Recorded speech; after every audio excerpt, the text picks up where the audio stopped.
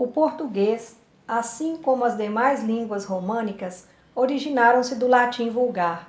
São elas o espanhol, o catalão, o francês, o provençal, o italiano, o rético, o romeno e o português. Além de românicas, essas línguas são conhecidas também como neolatinas ou novilatinas. Como podemos notar, a origem desses idiomas está na língua falada, na língua das classes populares de Roma, que é o latim vulgar, e não na língua escrita ou literária, que se trata do latim clássico.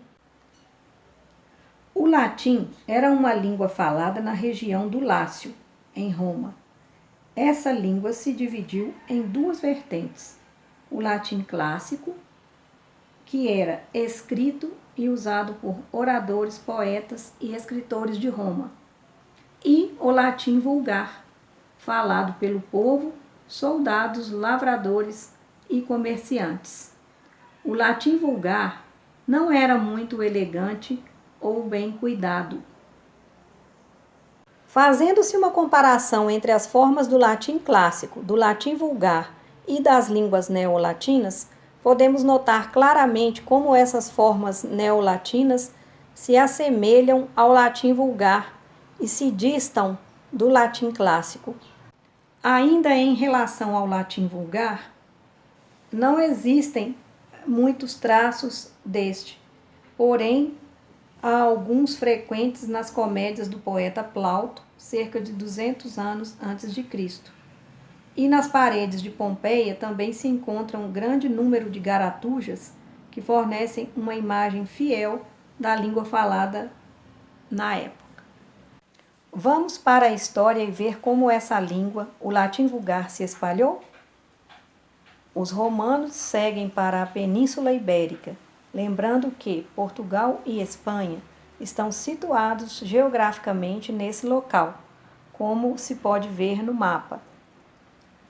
Século V a.C., os celtas se juntaram com os iberos e formaram uma única etnia, conhecida como celtibero.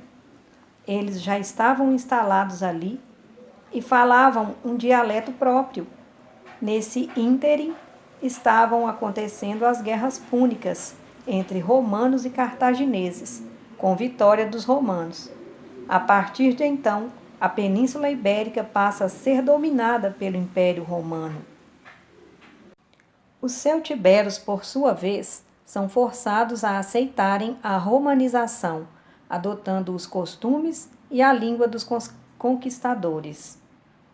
Sendo assim, o latim vulgar foi mesclando-se com a primitiva língua dos celtiberos, a qual se tornou um substrato em relação ao idioma dos romanos. Eis o porquê o português e as outras línguas românicas se originaram do latim vulgar. Os soldados romanos que iam para as guerras, eles é quem tinham contato com o povo da localidade, e esses soldados falavam o latim vulgar. A partir do século V d.C., novos elementos representados pela língua de vários povos bárbaros que invadiram a península vêm juntar-se ao latim dialetado. Século VIII, dá-se mais uma invasão, árabes. A língua árabe passou a ser usada ao lado do romanço. Várias palavras de origem arábica foram inseridas no romanço peninsular. Vamos ao vocabulário? Garatujas. Garatujas são aqueles rabiscos que as crianças fazem quando estão aprendendo a escrever. Neolatina, línguas modernas que derivam do latim, como o português, o francês, o espanhol. Romanço, romance, as línguas românicas ou neolatinas. Substrato, conjunto de falares que existiam numa região antes da chegada do idioma que passou a ser dominante. Rético, da Récia, natural ou habitante da Récia. Guerras púnicas, consistiam numa série de 3 conflitos que opuseram a República Romana e a República de Cartago. Púnico é o nome que os romanos chamavam os cartagineses. Concluindo este estudo, você já sabe que o português é uma língua neolatina, pois originou-se do latim vulgar, o idioma falado pelos antigos habitantes do Lácio.